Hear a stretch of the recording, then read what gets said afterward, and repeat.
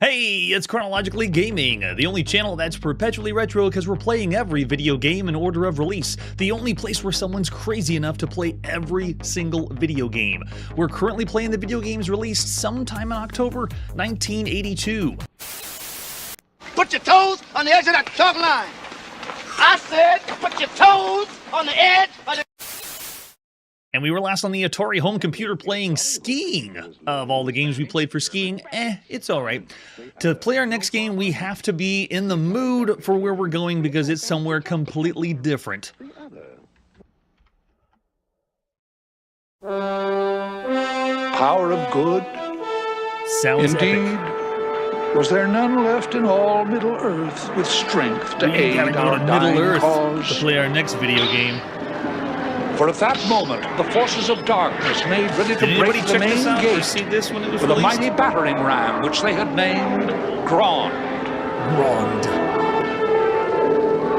Who's gonna help us? Long had it Who's been narrating? forging in the dark smithies of Mordor, and on its spells of ruin.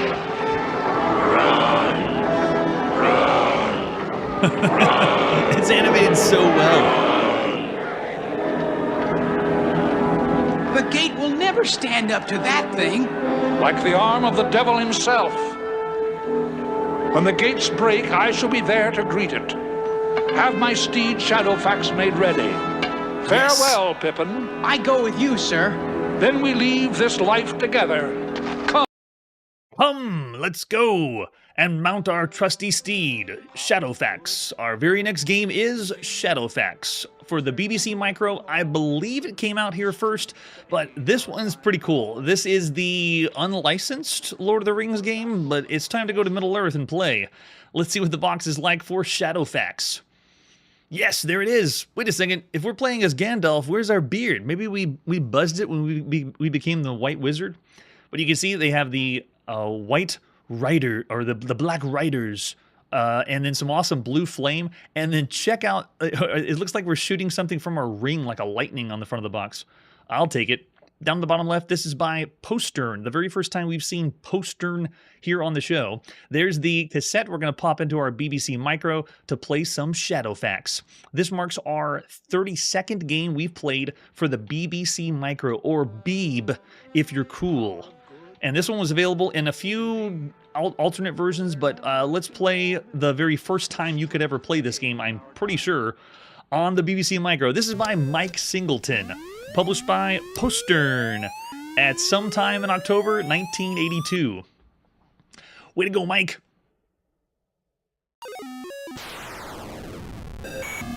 Oh my goodness.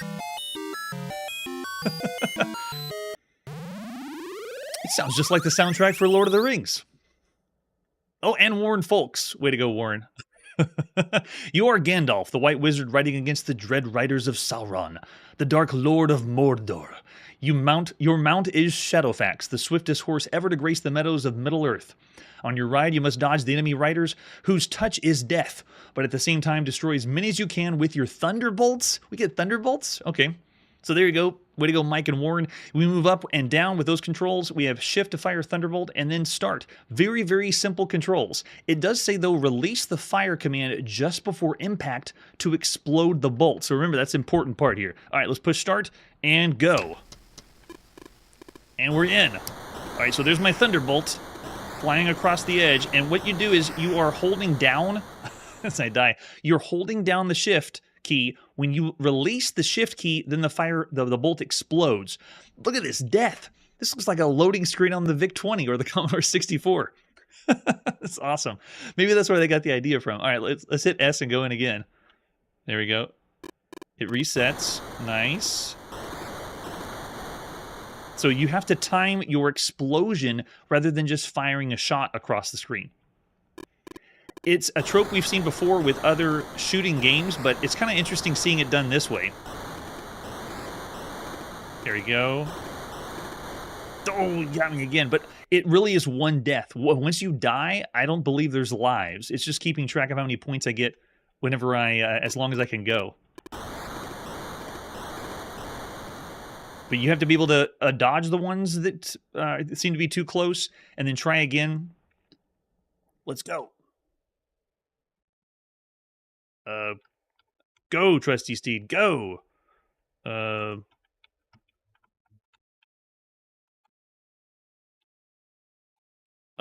and the game appears to have crashed on us. Too much power for Mordor. Destroyed the game. Why isn't it going? Well, maybe on Game Over we got to do something different.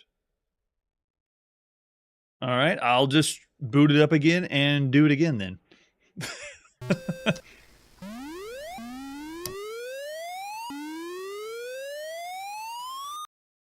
Maybe it'll crash again, maybe it won't. Find out today. Yes, literally crashed. I hope not, Russell. That'd be terrible. All right, but you got to admit, the game itself, graphically, looks really, really cool. Seeing the Shadowfax ride on the screen is awesome.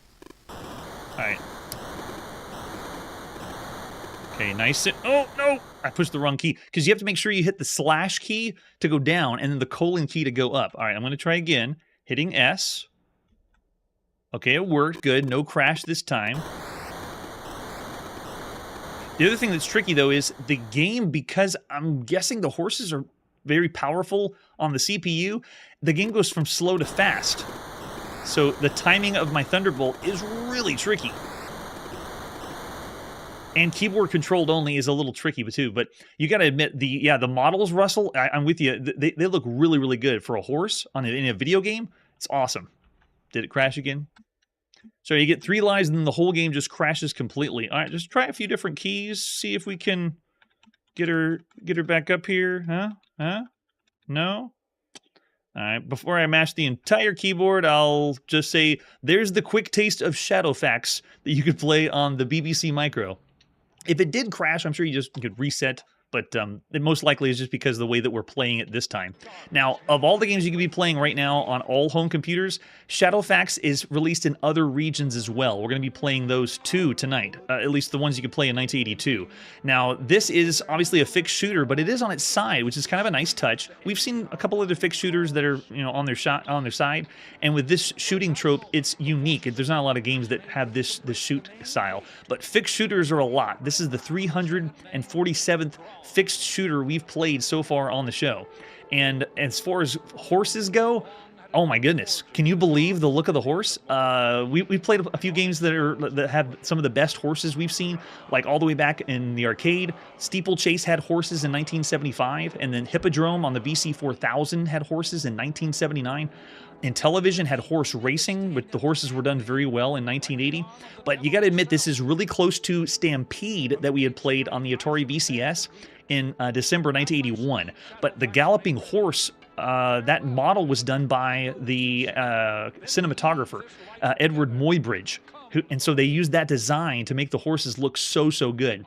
All right, so we got lots of versions or ways to play this, but I say of all the games you could be playing right now at this time, it's good. Gameplay itself, though, on the keyboard is a little But so I'm going to say for the BBC Micro, this is fairly average, even though the graphics are not fairly average. Looking over the chat, though, I see 2.5 stars, 2s, so almost lower than average. But I'll be kinder and say, while the keyboard control was a little loose, and because I was showing the crash, I'm not going to say it's that bad. We'll say 3 stars for Shadowfax on the BBC Micro. Yes, the other versions, here they come. Our next version is on the Commodore VIC-20, and let's play Shadowfax and see what it's like here on Commodore. Starting with the box, looks exactly the same as what we saw on the BBC Micro. There's the cassette case and the cassette to play some Shadowfax on the VIC-20. I believe all the ports were done by Mike Singleton. Way to go. There's the example of the screenshot. And then the other versions we have are... Oh, where'd it go? And we're in! Oh, it's controlled with a joystick. This is awesome. Okay, so I'm using the VIC-20 joystick to play on this, and it's working. Oh yeah, control-wise, it's already worlds better than playing on the keyboard. Yeah, the animation. Look at the animation of the horse with the rider. Even though it's using monochrome sprites, the animation's so good. Yeah, Jeffertainment, it is worlds better than the BBC Micro. But we didn't get the cool opening. You know, the opening of the BBC Micro had the ear-piercing sounds. We got to have that in October 1982. All right, how do we go in again? Oh, that's right, we got to hit S. S! That's how we start a new game. Yes. Oh yeah, so this is doable. It's still simply a fixed shooter. You move up and down and fire. The fire mechanic is a little more rare than what we've seen. We don't just fire. We got to hold the button down and then release it at the right time. So it's a timing style game, combined with a shooter too. This is also pretty fun because this is the first time we've ever seen anything by Postern for all the games that we played up to this point. This is their very first title. And Mike Singleton, we saw a few games that he did on the ZX81 and Commodore PET. The BBC Micro was the first game he had ever done on that computer, and this is the first game he'd ever done on the Commodore VIC-20. And as far as Lord of the Rings, we already saw official Lord of the Rings with The Hobbit that we played earlier this year. But this is the very first fan game for Lord of the Rings. This one isn't official. Like there's no license or anything tied to the Tolkien estate. Just someone wanting to make a game that takes place in Middle Earth. But it's fun playing a Lord of the Rings fan game. It's not real, but you got to admit it's pretty cool spending the time to make a game like this when it's not backed by Lord of the Rings. Yeah, what you see here is what you get as far as gameplay goes. Very simple, but because of the controller, I'm actually going to bump this up a notch compared to the BBC and Micro. It's too bad that we did crash the last one, but the VIC-20 version is still really, really fun. It's still obviously a fixed shooter. If you're counting all the fixed shooters we played, this is the 348th fixed shooter that we played up to this point. So there's a lot out there, and I'd still give this a nod over the other one and say 3.5 stars because of the horse animation and because the gameplay is just slightly different. Oh yeah, and for the Commodore VIC-20, you'd have a good time. Yeah, Chiptune's calling it a boring shmup. Maybe it's also the Lord of the Rings fan in me, just excited that we're playing a Lord of the Rings game. All right, but that's not all. The last release is... The final port that was available in 1982 is here on the Commodore 64. The new computer has Shadowfax as well. Let's see what Shadowfax is like on the Commodore 64.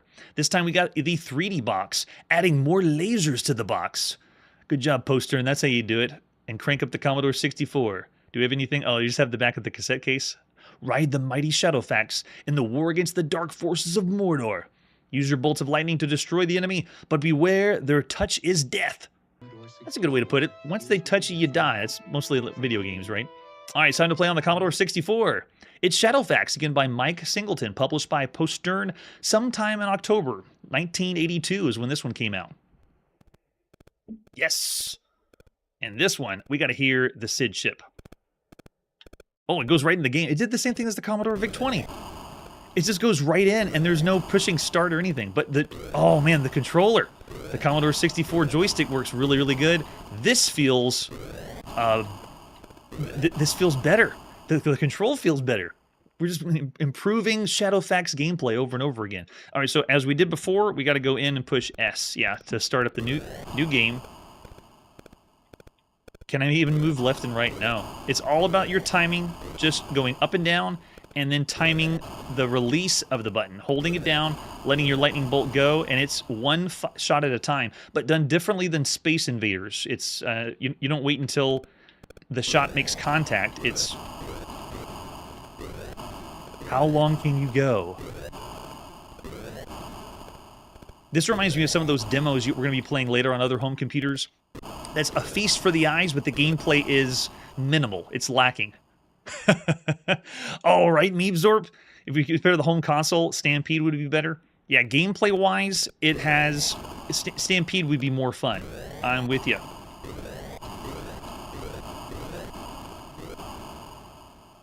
And now we get a little bit of scrolling. The other ones that we played up to this point, the ports were just a single background. But the Commodore 64 is just so much more powerful. We can have scrolling trees. All this is one-hit death, though. It's so simple. Oh, and good point. Palpuck, why did they switch the scroll? Now it's even more rare of a shooter. Very rarely do we see a fixed shooter that's going from left to right. Because all I can do is go up and down and fire. Can I go behind the trees? Oh, that's cool. Wait a second. How in the world did you get the animated horses behind the trees? Mike, tell us your secrets on the Commodore 64. People are still getting their feet wet with this home computer, so to be able to program this is awesome. So in some cases, you could just call this, it's like a tech demo, a really cool looking horse. This is the best horse we've ever seen in any video game ever. I gave some examples previously of the horses we've seen up to this point in televisions. Horse racing that we saw in 1980 was very, very good, and then Stampede is another one, but the horse looks really good. The gameplay is very, very simple. Sound effects are done very, very well. And this is also the very first Lord of the Rings Lord of the Rings action game we've ever played. It's a Lord of the Rings game, and you're actually doing action-style gameplay. I don't remember Gandalf doing this in the book and just blowing away tons of the Dark Riders. Go, go, go!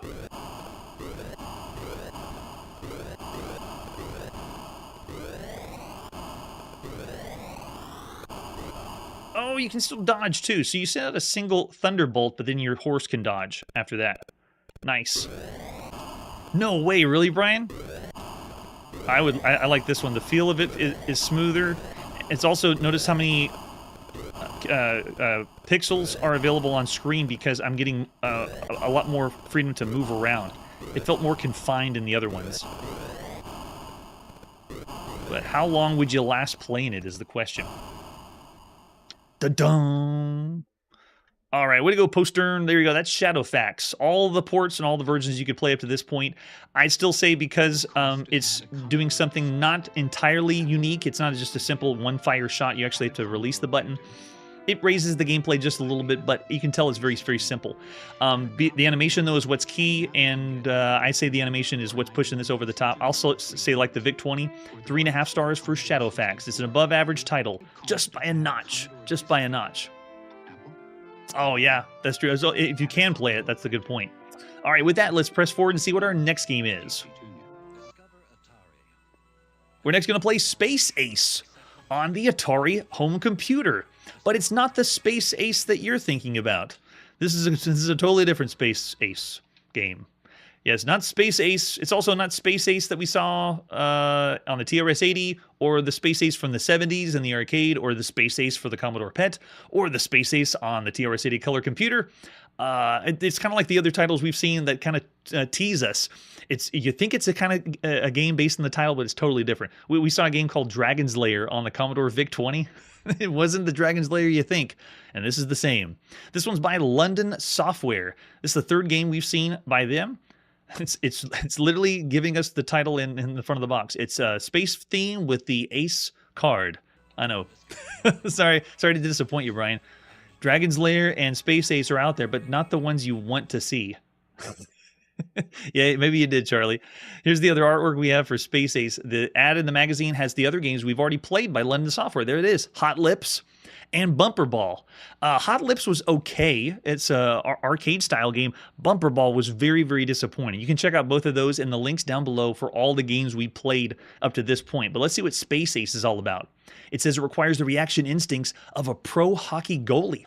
It's suitable for all very young children and is aimed at the video game addicts among us. Fans of arcade-style games should find Space Ace both well-executed and challenging. Your ship controls in all directions with your joystick. Battle 5 incredible bogies whose unique shapes and sounds and actions are arcade quality in every way and are guaranteed to blow you away unless you are a true Space Ace. $30. And that's... Oh, there we go. The 5 1/4 floppy disk that we would put in our Atari? 5 1/4... Okay. Let's pop in at Space Ace and play. This is by Greg Young, published by London Software at sometime in October 1982. Way to go, Greg. Let's do this. All right, so this one is the 380th game we've played on the Atari 400 and Atari 800 home computer. And this one, I think, has different options, right? Oh, look, we have if we click the option button, our ship goes in and out. If we click select, it shows us what mission we're on. We can do training, patrol. Let's do advanced and start. Go. Whoa, did we just blow up into... Ooh, man, sound effects are guttural. Whoa, so cool.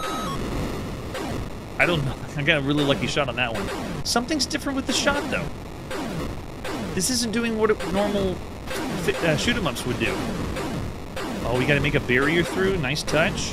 So we're making our way through to the end. Yeah, the shot is so strange. Okay, so whenever you shoot most games, if you fire a shot, you either have multiple shots before you can fire again. This one's putting a limit on the number of shots I have, which means if I do one shot and then the second shot, it literally is delayed and it doesn't fire again. Sometimes we've seen shooters that allow you to, get close and do multiple shots really, really fast. But look, this one, I'm firing nonstop up close. Hear that beat it's making? It's very, very strange. Weird choice.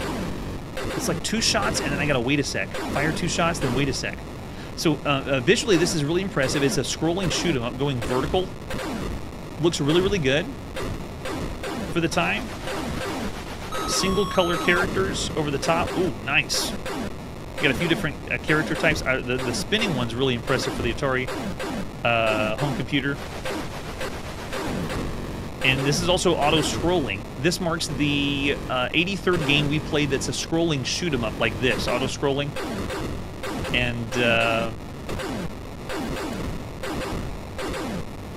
Greg Young is the one that did the other 2 games by London Software.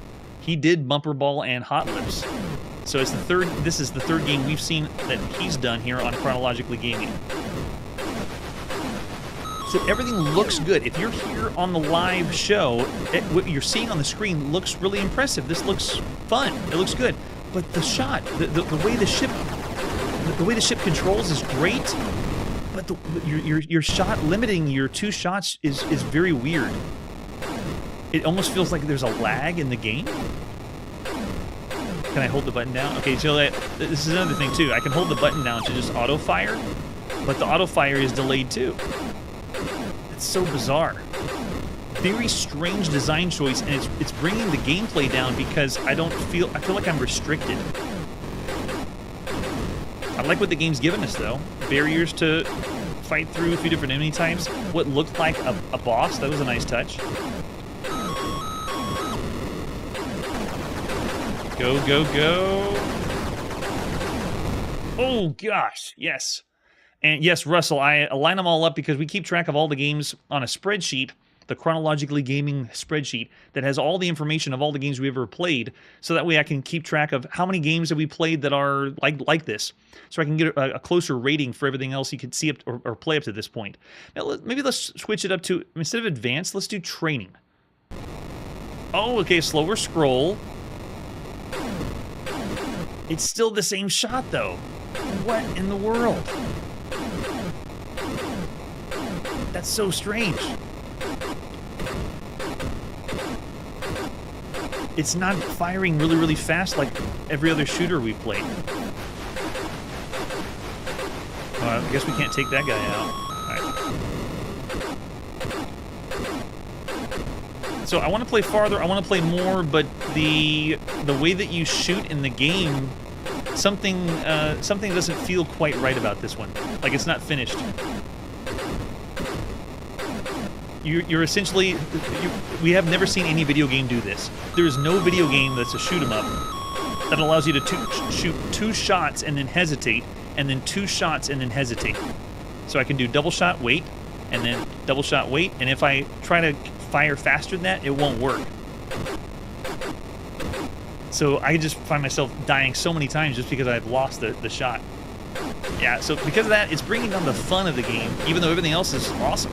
I love the enemy types. Scrolling shoot 'em ups are always fun. But yeah, it's the shot that brings this one down. That's too bad. Maybe we'll play another Space Ace later that's better than this one. So of all the games you can be playing right now across all home computers, everything that's out there, I would say this one is a 2.5-star game. It's subpar, and really it's because that the firing your gun is so strange. Very, very bizarre. Yeah. All right, so from the chat, I see a 2.5 and a 3, or 3.5 from Charlie. Yeah, so the way you're looking at looks one way, but playing it is different. So the way it plays is not so good. Curtis is going 2.75. Yeah, I wish I could. We only do the half-star rating. All right, so with that, we're going to be stopping at Space Ace for this evening. So we're going to put our video game playing on pause right now, because next episode when we do Chronologically Gaming is going to be a ton of space games from October 1982. And what I mean is we're going to be playing just a bunch of games that begin with the word space. That was the beginning. Space Ace was one of them, but there is a lot of games that we could be playing up to this point. All right, I really want to appreciate everyone coming for the live show. If you are tuning into the video afterwards, I also really enjoy all the comments. I try to respond to as many as I can because we get some tips from people, we get some help. Here on the show, I'm giving everyone the first experience of what it would be like to have the game. When you first pop in the game and you play it, what is it like and how is it compared to everything else that's out there? That's really one of the big goals of the show. So some games, we can't do that within a short amount of time. So I love it when the comments have more information about the game or links to where you can go. You can always check the description down below too to see examples of how to see the game on real hardware, or other people playing the game, and maybe even some people playing the game as long as in its entirety, just so you have a better idea of what the game's like. So be sure to check those out as well. All right, so next time on Chronologically Gaming, It's all about space. All space games in October 1982. That's it for today, and like I always say, one game to rule them all. Hey everybody, thanks for checking out the channel and joining me on my quest to play every single video game in order of release. We'll be streaming live every weekday at 9 p.m. Central, so join us and let us know if we missed any games along the way. This video would not be possible without Launchbox, RetroArch, and MAME. Tell all your friends there's some crazy guy named Chronologically Gaming trying to play every single video game. We have links down below that'll send you to places like our Discord and Patreon, and one that says all the video games we've ever played. If you go there, it's a list of everything, and you can click right to the game you want to see. Chronologically Gaming is the name to look for. We are Perpetually Retro, and we will catch you next time.